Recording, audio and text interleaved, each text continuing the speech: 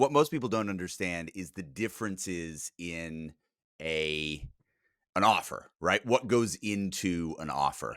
And I think there's a lot of nuance that goes into that that a lot of people don't fully understand, especially now with obviously the transfer portal and some schools almost not entirely, but certainly they're recruiting less and less out of high school and going more toward those FCS schools or even group of 5 schools. So what goes into a recruit's offer? There's lots of different types of offers, and I think just let's just go through all of them.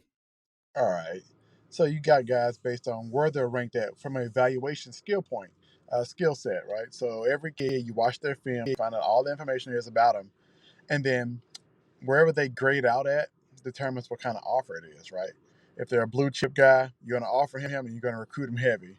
If he's a guy you think can come in and contribute right away, right, and can compete with the starters and be an all conference player.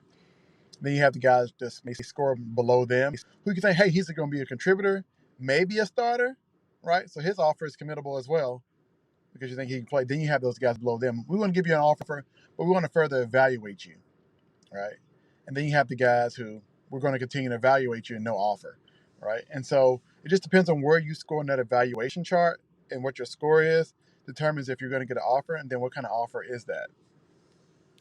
So when they're how how straightforward, how honest are they at the beginning of this? They're like, "Look, hey, we're giving you an offer, but we want to evaluate you more." So you're saying that that kid can't commit? Is that what's happening? Most time, yes. It's not a committable offer. You do have an offer from, say, University of Texas, right? You have an offer from us. We're going to continue to evaluate you because some kids will try to commit, and coaches will be like, "Hey, let's hold on, let's wait, let's continue to, build this relationship." They may not say, "Hey, we're going to continue to, we're not, we're going to continue to evaluate you." They may use other words of like, "Hey, let's continue to build. We're not ready to take the commitment just yet. Let's kind of get to know each other," right? Those are the words they'll use even though they're just Right. trying to continue to evaluate you. Or you may not be as high on the board as the guy at your same position that has an offer. And if he commits, then hey, we probably won't have a spot for you. But if that guy doesn't commit, hey man, you're next up pretty much. So I'm just I'm just running through my mind like a kid gets an offer from the University of Texas, goes home, tells his parents. His parents are like, "Oh, this is great. Let's do it. This is your dream school." So he calls the coach and he's like, "Hey, I'm ready to commit." And coach is like, "Yeah, you know, let's just let's pump the brakes a little bit. I don't want to rush into this." It seems really disingenuous. So what does that offer even mean if it's non-committable? Pretty much it's a placeholder. Just like if a kid commits to a school, you're pretty much like, I'm getting some insurance in case I don't get the school I want. Schools are doing the exact same thing. I'm offering you in case I don't get the kid I want, I'll take you, but I like these other guys better than you. Of course, they're not going to tell you that, but that's really what it is. Now, I've noticed that with the University of Texas, especially Sark in particular, seems to be hyper focused with his offers. Now, we don't, I think we have a decent idea about how many offers go out, but there are certainly schools that we're all aware of that carpet bomb offers. I mean, they're just throwing those things out left and right. I mean, they're giving them to kids the second they're eligible. Mhm. What what is the strategy there? I mean, does from a kid's perspective, and you've obviously worked with as a high school coach, you've worked with these kids.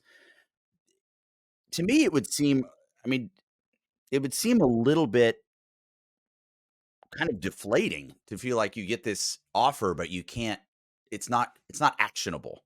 So what do those kids do in that situation? Are they just holding on or do they just feel lucky to get an offer at all? What's going on with those kids? Yeah, it kind of depends on what classification they're in, right? If they're freshmen, they're not trying to commit anyway, and they're just trying to they want to gain more offers and more attention and grow. So it really depends on where you're at. If you're coming into your senior year, you're a little more serious about trying to commit because you're trying to find a home because you have to deal with the portal guys, and then guys in your own class that's trying to commit and take spots. So those guys who, if you get an offer going into your say senior year, you probably was a late eval kid, meaning they were evaluating the whole time, and they finally say, "Hey, he has a passing grade now. Let's go ahead and offer him." So it's probably more than likely to be more committable than if you got the offer as a sophomore and they didn't talk to you much, right? So you can pretty much tell based on conversations you're having with coaches. Hey, you got an offer from us, but the communication hasn't been as heavy. You come and visit, and you're in one line versus the other, where everybody else is kind of going to Coach Sarkeesian's office, taking pictures and meeting with him one on one. You were invited, but you didn't get that same VIP tour, right? So you can kind of tell, oh, I may not be ranked as high as the other. But most kids don't pay attention to that because they're just so happy to be there. I got offered and I'm happy. They don't pay attention to the small details of who's really recruiting you. It's kind of like dating, if you know, and so to speak. Like who's paying you the most attention, right? Don't go for the girl over there that's not really talking to you. You just think she's cute and you want to talk to her, right? Talk to the one who's paying attention to you. So it's the same thing in recruiting. Just pay attention who's showing you the most love, who's genuine about you, and really wants to get to know you and everything about you. That's how you can tell if the offer is real, somebody really wants you versus, hey, you're just my placeholder in case I don't get who I want. Now, when you're at UNLV or a school evaluating evaluating a prospect, evaluating a recruit, Right. how how much credence do you give to, obviously you have your own designs on certain players, but potentially there are going to be players that are going to send you tape unsolicited, or they're going to send you information and say, "Hey, check this out." What what do those kids need to do to get noticed? Yeah. So most kids probably they send film to position coaches because that's who they know. They don't know the support staff coaches on the staff, and which is rightfully so, right? Their names are not on the website most of the time. If you can find out who the support staff is, the GAs, the interns, the analysts, send the film to them. They're more inclined to look at it. Why? Because they're going to present it to the position coach. If you can play and think, hey, I got a kid, it's a chance for them to say, hey, I got a kid. I was able to evaluate the great talent. Now you're able to show it off to your boss, essentially, right? And then when the position coach or your boss says, hey, this kid can really play, it looks good on you as a coach. So if I'm a kid, that's who I'm sending my film to because that's who's going to look at it the most because they want to say, hey, I was able to evaluate a kid who's good. And so that'd be my advice to every kid. Find out who's on the support staffs because that's who watches the most film and that's who gets it to the coaches. Is there a metric that says, look, for every X amount of offers we send out, we generally get this amount of commits? Does that, presumably that varies per school, that idea, but do you, obviously it depends on needs. Hmm. You need to fill the needs that you have in a particular class. But is it the type of situation where you're like, look, we need two linebackers, but it's probably good for us to maybe put out four or five commits, people we want, but Hmm. those may not all be committable offers. Is that something that you see a school like Texas doing, or is that more for an FCS school? I think that's just on the staff and the head coaches, how they go about organizing, how they want to do like recruiting and offering. I think every staff is just different depending on the head coach and that recruiting department. Like I would say, just at UNLV, we recruited what we needed. It wasn't like a over recruitment, so to speak. We would have a list. If we had a number of offer guys out, and we said we had commitments at certain spots. Okay, we really don't have any more spots to take, say a linebacker, right? But on Friday, Recruit Friday is what we call it. We're going to get in there. We're going to watch 10 linebackers. We're trying to find the next. Maybe that kid decommits that's committed to us. So we always got to have a replacement ready to come in, or we may lose somebody to the portal. We got to find the next guy. So you're going to continue to recruit just to have a cushion, so to speak. Like, hey, I have found another guy who ranks just as high as the guy that committed to us. So if we lose him, we have a replacement. Or if we lose a guy to the portal, we feel like this kid that we're recruiting can come right in and play. So you never stop recruiting or never stop trying to offer because you never know what's going to happen until signing day. And what is the general division of labor? Do you have one coach dedicated to portal guys, one coach dedicated to high school? Does it cross over? Is it strictly by position? How is that generally divided up? I think it really depends on the size of your support staff. So at UNLV, support staff is not as big on offense. There's four guys in there, right? We're all watching film and making a list of guys to present to the position coaches. I was fortunate enough to work with Coach Marion on Recruit Friday. So, like, hey, Chuck, I need a list of quarterbacks. Give me 10 quarterbacks we're going to watch, either from the portal or high school. I go in there and find those 10. From portal guys, I go to PFF, look at grades, look at film. And then, high school guys, I'll put on a list, and we would go in the office and watch those guys. He take his notes.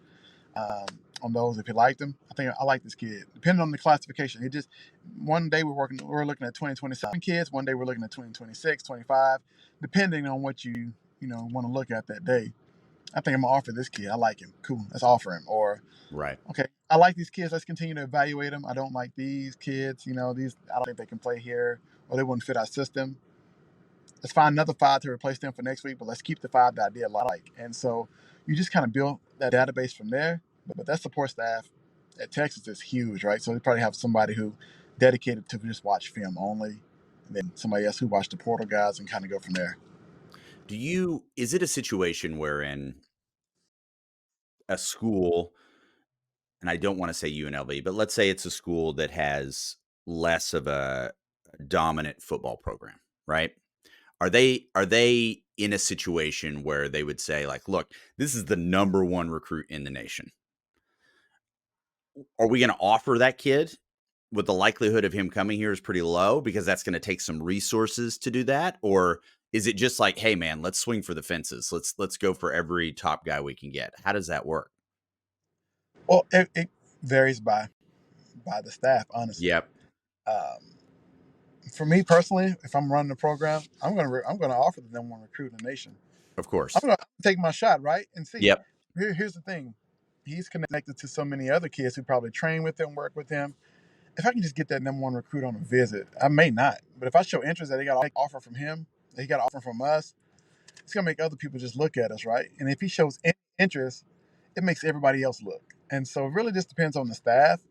But if I would run the program, I'm offering, right? I'm offering the number one guy because I don't see myself different than any other school. I mean, they have the resources, but I'm swinging for the fences. Let's just see what happens. right, right.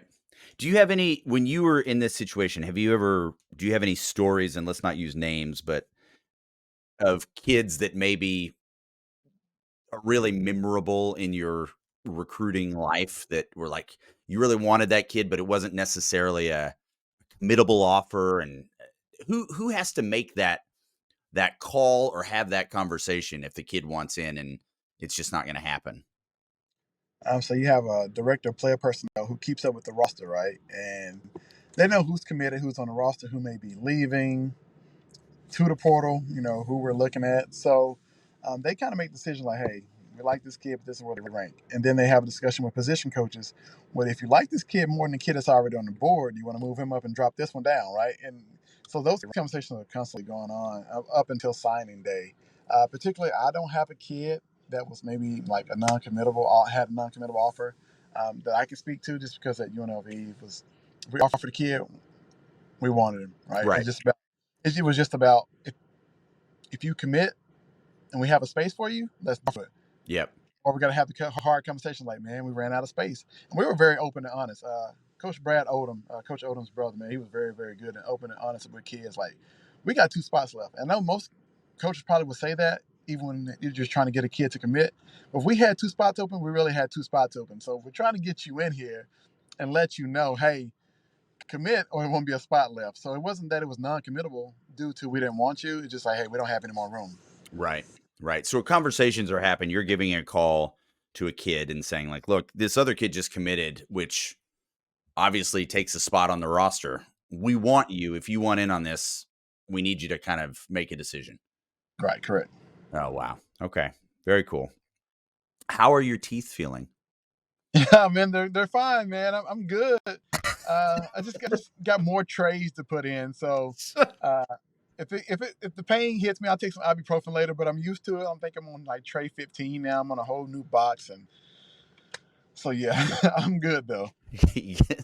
For those of you that are not witnessing this, we've got Coach calling from his car on what is ostensibly FaceTime, just Yeah, coming from the dentist with, let's face it, some sweet Invisalign work that's going on right there. Those are some pearly whites, my friend. man. I'm preparing for the future. I'm thinking if I'm going to be on camera, man, I got to get I, So I got to get the grill fixed, It's man. good. It's good to know that you're going into financial ruin just to get on Inside Texas's YouTube channel. Hey, It's man, great. this is the best. Got to be prepared. Is there one period, and I know this has changed a lot because of the early signing period and obviously the transfer portal, but With all of that in consideration, is there one part of the calendar that's just absolutely crazy because you've got to get it in, or has it really just turned into a year-round pursuit now? It's a year-round pursuit, and it never stops. You sign one class, you're on to the next, and you really already started on that next class before the signing day of the previous class. So it's nonstop. Now, does it pick up around official visits in November, December, or early January? Yeah, it picks up because now you got kids on campus. So you have to plan visits, plan out the entire itinerary for them when they're going to come on campus. That picks up, right? But you never stop recruiting. It never stops. And is it You can't generally afford. 2 years in advance, 3 years in advance? What's the how far out are they looking? Middle school, eighth graders, right? There's some eighth Oh, graders. man. I know that sounds crazy, right? But you never know. Like in other states, there's some eighth graders out there um, who are really good. Like you take the kid that I guess played at Alabama, he's an eighth grader, but he played on varsity.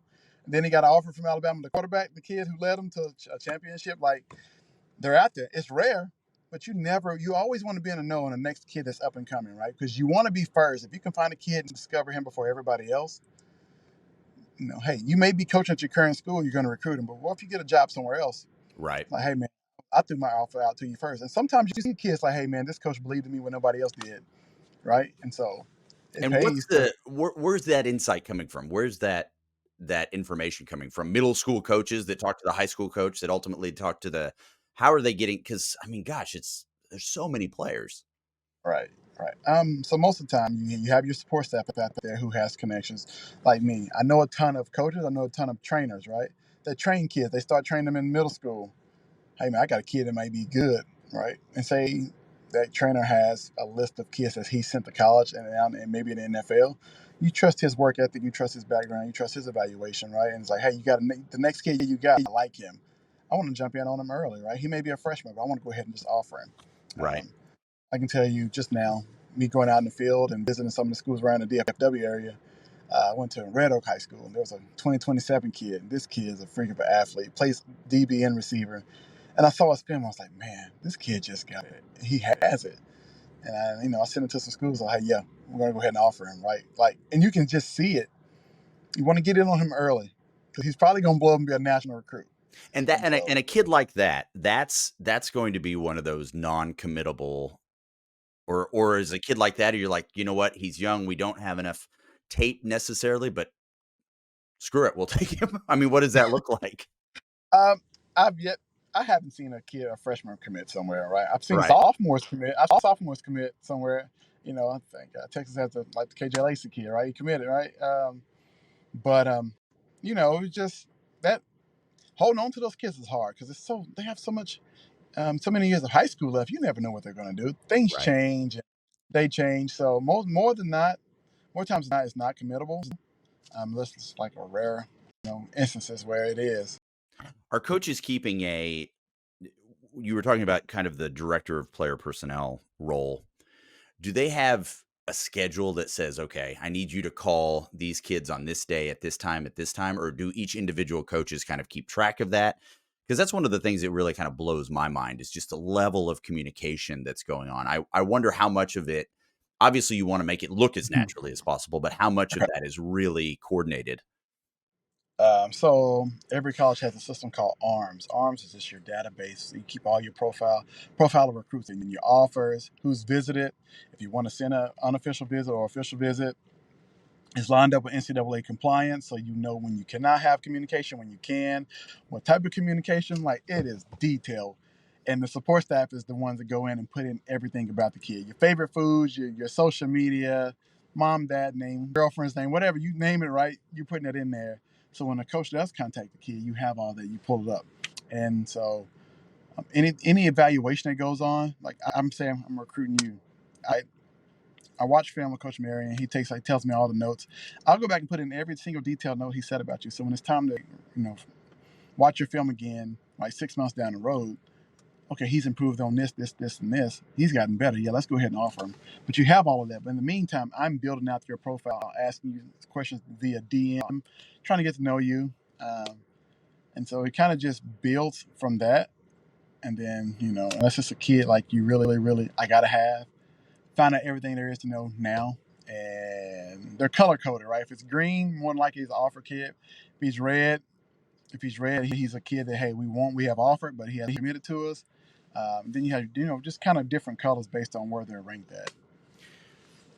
Are there any, and this is because there was a bit of a controversy with this, specifically with Lane Kiffin in 2012, the idea of the hostesses, right? Are there non-athletic department students that are helping with recruiting in any way that you're aware of? Not that I'm aware of, right? I mean, most time you have a big support staff. Most schools have big support staffs, but you have a lot of student, volunteers who work with the football team, right? Right. They're recruiting. They come in and just volunteer their time just to help out and host recruits and take them around campus when they go to lunch, dinner. When they split off, when kids go with, when athletes go be with other athletes and parents go be with other parents, you have that support staff helping that, splitting off and helping with that. So no one outside of football that I'm aware of. Usually everybody's there, and you kind of, it's a sign of sheep. Hey, you want to help volunteer? I know you probably see it all over Twitter now. We're accepting, intern. You want to learn the game of football, be around it. If you're a student here, come out here and put your name on the list, pretty much. And so you see a lot of that. What has been the biggest positive and maybe negative that you've noticed in recruiting over the last 5 years? Whew. Uh, Positive, I'd say you get a chance, opportunity to change your kid's life, especially if you're his first offer, just the offer period. Once you get to learn about kids and their stories, knowing what a scholarship offer really is doing for them and trajectory of their future, possibly like I get a chance to get a degree at the end of the day, right? And change my family, right? Generations. It's starting with me. It's starting with the kid, whatever kid you offer. That's the joy and positivity of it to me, right? Because I'm all about the kids. I'm all about the kids bettering themselves and their futures. I'll say the negative side is maybe the handlers of these recruits, the grown-ups who want to feel just as important as the recruits. They want to be in the mix, the entire time, and they want to shine versus the kid, right? It's like if you're really about the kid, be about the kid. But some adults really want to be this. They want to be the celebrity. They want to be the kid, and really take the kid shine and just requesting, asking things, and yeah, that's the negative Is side. are those folks generally familial, or is it because I know we have agents now? I know we've got a whole slew of representatives. What are you noticing in terms of who is filling that role of the quote handler? Um, it could be uncle, somebody, a friend of the family, somebody who maybe trains kids. And I wouldn't say most trainers do, because most trainers don't get that I know don't interfere. But you have some out there who do, and they want to be like steady, like super involved, and want to take over because they want to be in the mix. So like personally, I don't know any, but um, usually it's just somebody who's close to the family that mom trusts. You know, Is it claiming they is there a positive side of having a handler? those who are about the kids, yes, right. Those who just want to help kids. I'll tell you this: before I got into coaching at the college level, and I helped a ton of kids. I would redo their huddle highlight film, like, hey, it needs to look like this. You know what? I'll do it. I helped kids that didn't play for me in high school. I never charged a dime, never asked for any money, never asked to even go on any visits with them. I just wanted to help them so that, hey, when you send a coach an email or a DM, it needs to look like this. It needs to be uniform, right? Name, number, SAT scores, your GPA. Have your transcript link there. Have your huddle, then have your film, right? And then your stats. Like, I would just help kids because I just wanted to help see kids do better, right? Have a chance to progress in life. And so you got those people like that, like I was, coming up. So those guys are positive figures in kids' lives. What percentage of the players do you think that are going to the next level? They're going to college from high school. How much of them do you are seeking out and or have trainers? They've got individual skill trainers working with them. That's a big number. I probably maybe 60%. Okay. Um, and if you don't have one, you should get one. Because the college game is so much faster, right? You want to get there. You want to already know what to do. Is The that game a is already moving are they primarily skill positions or is it across the board? Everybody's getting a train. across the board. It's Yeah. across the board. Yeah. Across the board. If you're quarterback, running back, tight end, receiver, O line, D line, yeah, linebacker, all of it. And how often are these kids working with that trainer a week, would you say? I would say probably like spring now. I see I see it posted. Some trainers are putting out there like, hey, we may train 2 or 3 times a week. During the summer, probably the same schedule. During the season, maybe once, um, once a week during the season. But yeah, 2 or 3 times a week, off season wise. And I don't want to get you in trouble with this question, but what's that generally cost? What's a family spending a month on a trainer? Ballpark. I think it varies for every trainer, so I wouldn't know honestly. What they're charging. Maybe $50 a session.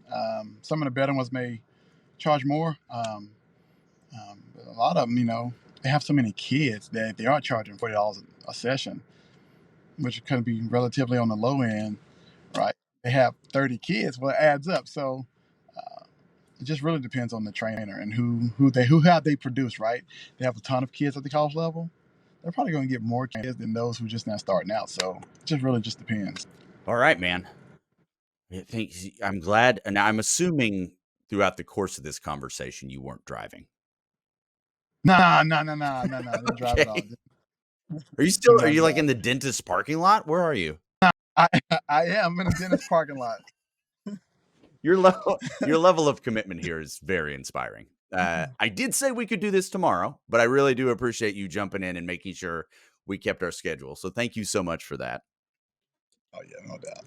All right. Well, thank you very much. This again, I know we just started in this. We didn't even do an introduction. This is Inside Texas. This is our Sunday conversation with our coach. Please check out all of his work at InsideTexas.com. We're running a special right now. It is $1 for your first month, which frankly it's inexcusable for you not to at least give it a try. We want to thank you so much for taking the time to join us, and we will see you the next time around. Thanks so much.